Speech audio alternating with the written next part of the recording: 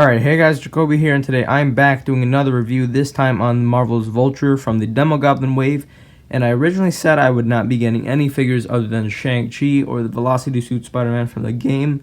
But I did get this one because I realized I want to continue my Sinister Six lineup of comic figures, and I wanted them to be in their original designs. So I did get this one because I'm pretty sure this was his original design when being added to the Sinister Six. I'm not too sure though. It is the closest thing to what I remember, so I'm just going to go with this one because it doesn't look too bad, to be honest. So before I get into the figure, I will go into the packaging really quick, then we'll move on to the figure. Here we have the Marvel Spider-Man logo down here. Got Marvel's Vulture put on right there on a strap. Got the Spider-Man logo up here. Demogoblin thingy there. Picture of Vulture, pretty nice on the side. Got other figures on the back. Got the Demogoblin right there. I do not have any plans on building this. Like I said earlier, I only wanted this one and this one originally, but I did decide to get this one.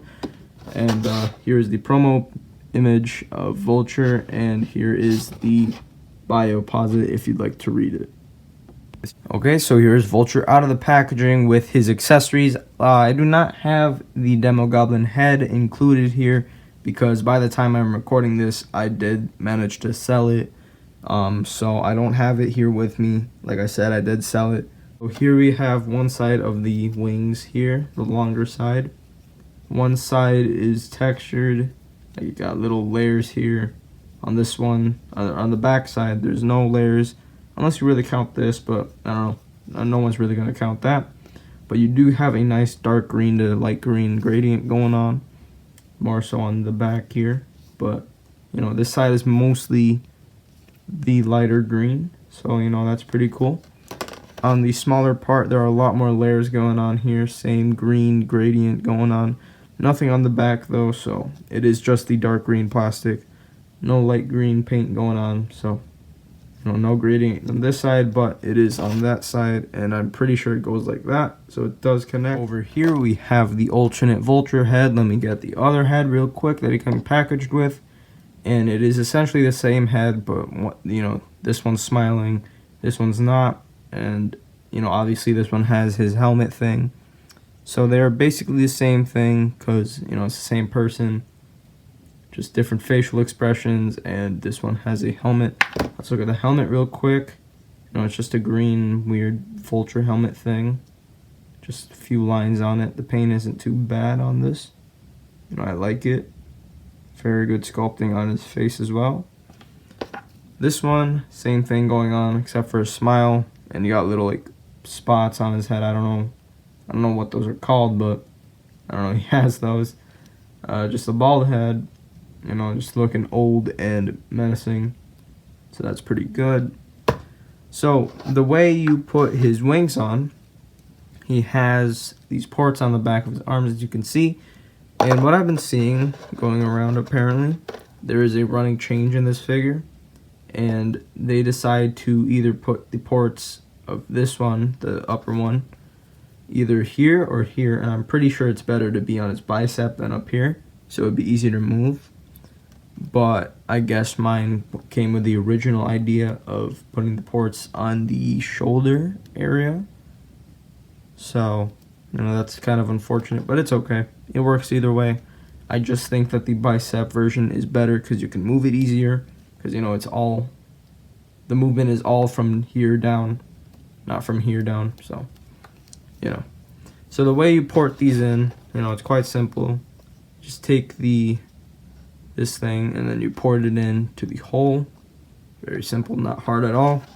Same thing goes for here on the lower arm. You know, it just goes like that, and you're good. Do the same to the other side. Plug it in. Make sure the gradient side is outside. Actually, no, it depends on what you're trying to do with the figure. If you want to display the gradient green outside, go ahead. It doesn't really matter. But if you're gonna put him in a flying pose, I would think you want to show the gradient going on because, you know, it's more detail. But do whatever you want for this review. I will put them like this just for now. But when I pose them, it will probably be gradient green on the inside. But it's alright. So here's the figure with his wings on. not too bad of a figure, considering I'm not collecting comic figures from here on out. I mean, there will be a few exceptions, but I'm going to stay away from them and mostly collect movie figures from now on, just because I like those better. But this is not too bad. It only has a few paint applications on it, but that's okay. That is the original design. And for those few paint applications on his body, it's just the basic green Spider-Man body, you know. And then you got some green spray going on with a few line details. You know, there's not much at all. It's literally just that. This came unplugged, but you know, it's literally just that. Nothing too special. You know, it's just the green plastic with a little bit more green on it. And then you got the white collar. This is only sculpting. I don't think there's any paint on it. The head sculpt, like we looked at earlier, not too bad. I do like this body mold though. This is my first figure having this body mold. I do have the Pizza Spider-Man molds, but what I'm saying is, like, I don't know, there's something different about this one. Like, something different about the shoulders. I don't know if that's just me, but the shoulders look a bit different than the typical Pizza Spider-Man. You know, it could just be me, not too sure. So yeah, that's about it for the paint decal on this figure. Not much going on, like I said. So let's get into the articulation. Alright, so for the articulation of this figure, his head can go down this much, can go up this much, can do a 360 like every other figure. He has a butterfly joint right there. His arms can go 360, can go out and up this much. Bicep swivel, double jointed elbows, wrist rotation, and wrist hinge.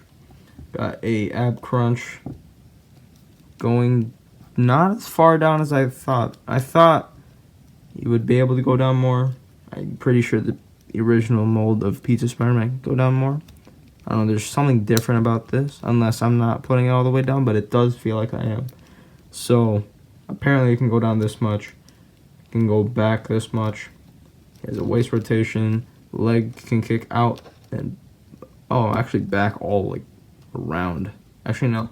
Just out and back this much. And then, you know, the other way like that. He has a thigh rotation, double jointed knees, his ankle pivot, and his toes can go out this much and back up that much. Alright guys, so that is my review on the Vulture figure. It is a pretty short review, I'm guessing, because there's really not much to talk about this guy. I mean, like I said, it's very, very, very basic. Just green plastic with a few green things going on his torso. Not too bad of a figure though, if you know what you're getting. It would make a good good addition to the Sinister Six team if you're trying to build that, or even just Spider-Man villains. So it is good from that standpoint, but if you're getting the figure for like looks, I don't think this is it for you. At least for me personally, I would rather a different Vulture. But for the purpose of getting a Sinister Six complete, I'll go with this one. You know, just because it'll look nice with them. Probably not nice alone, but it's not too bad. Head sculpt's nice. There's really not much they could have done with the body anyway, so, you know, that's fine. So yeah, that's it for my review. Hopefully I covered everything you wanted me to. Like, comment, and subscribe if you have not already, and I will see you guys in the next video.